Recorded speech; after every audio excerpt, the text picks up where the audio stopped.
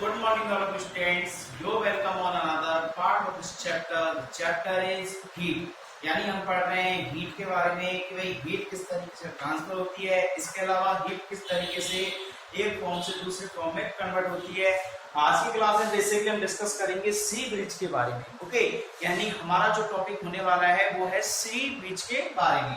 यानी कि आपने देखा होगा कि कोई भी जब भी आप किसी भी सी वाले एरिया में जाते हो जहाँ पे बहुत बड़ा सी होता है, ओके, तो सी और उसके पास की जो लैंड होती है जिसपे काफी सारी सॉइल होती है, यानी हम बोल सकते हैं बीच के बारे में। ओके, यानी कि सी और बीच का क्या कनेक्शन होता है, किस तरीके से इन दोनों में हीट जो होती है वो कंज्यूम होती है सन के थ्रू। ओके, अब हम जानते हैं कि सन से कोई भी लाइट जब आती है अपने अर्थ पे तो उसे क्या बोलते हैं, रेडिएशन बोलते हैं, जैसे कि हमने लास्ट क्लास में डिस्कस किया था। ओके, अगर हम देखते हैं the wind blowing from the sea towards the land is called sea bridge.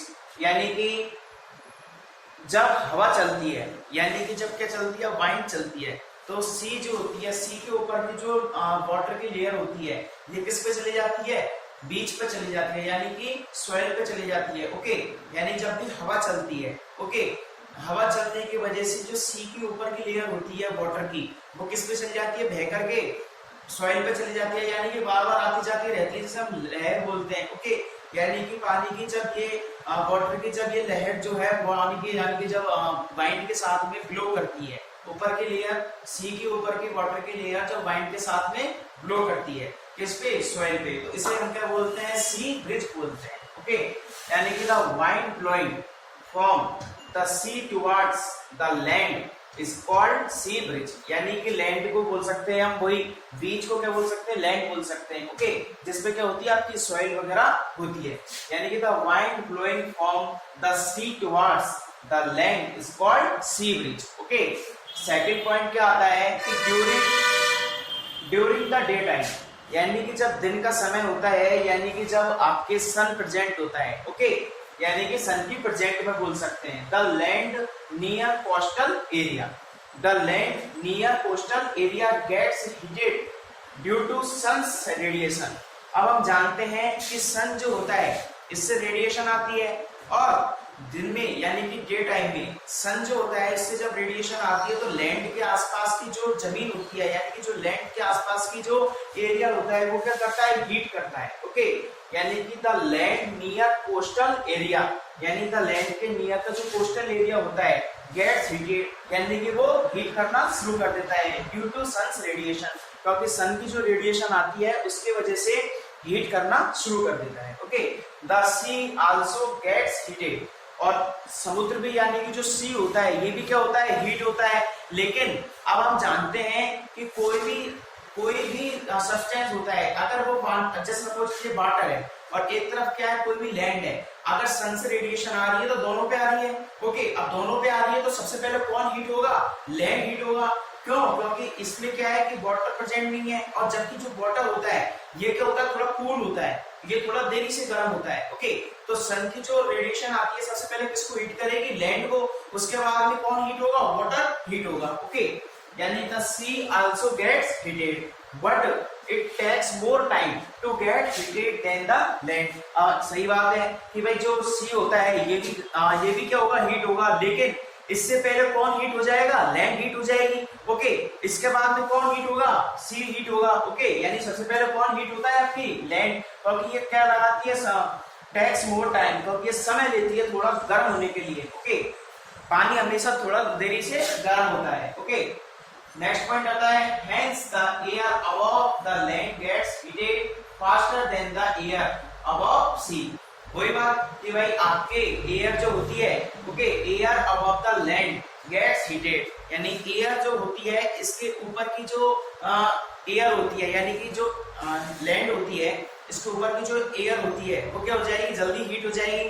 बल्कि जो वाटर होता है इस वाटर के ऊपर की जो लेयर होती है या एयर मुझसे बोल सकते हैं, ओके, वो क्या होगी, थोड़ी देरी से हीट होगी।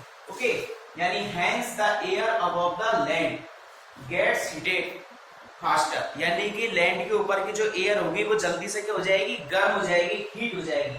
Then the air above sea, यानी कि जो सी के ऊपर की एयर होती है उसके कंपैरिजन में लैंड की जो एयर होती है, ऊपर की जो लेयर होती है, एयर होती है, वो क्या हो जाएगी, जल्दी से हीट हो जाएगी। Okay, the hot air from the land rises above as it is lighter and the cool air from the sea being heavier takes its place. Okay, इसके अलावा this result is sea breeze, और ये result किसके बारे में होता है, सी bridge के बारे में। तो ये तो बेसिकली किसके बारे में हुआ, आपके सी ब्रिज के बारे में। एक बार फिर से देखते हैं कंप्लीट।